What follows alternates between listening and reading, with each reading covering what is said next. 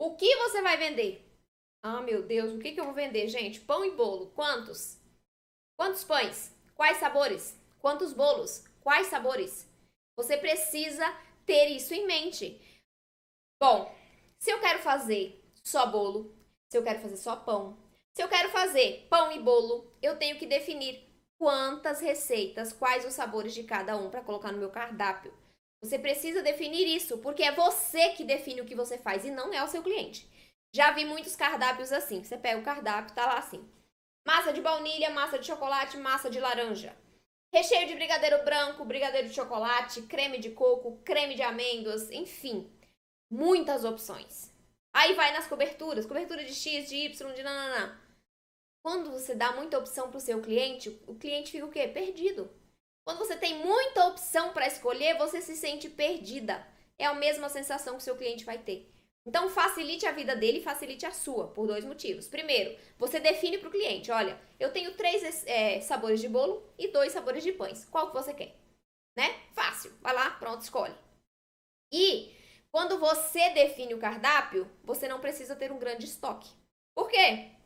Porque você não precisa colocar tudo que tem no seu cardápio dentro da sua dispensa, né? Todos os ingredientes. Ah, eu preciso fazer 10 tipos de recheios. Vou ter que comprar ali um monte de ingrediente e guardar, porque eu não sei quando é que eu vou ter encomenda, né?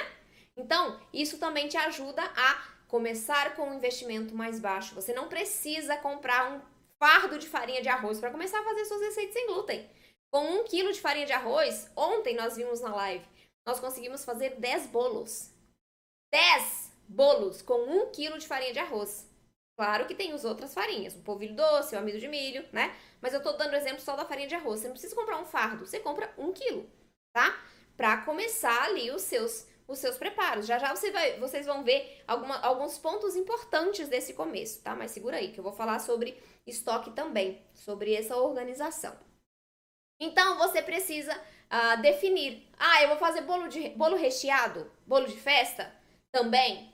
E aí, quando você define o seu cardápio, essa definição impacta diretamente na sua capacidade de produção, tá? Por quê? Porque se forem pães, eu tenho mais etapas de preparo.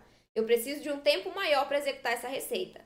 Se forem bolos simples, aí é mais rápido, concorda?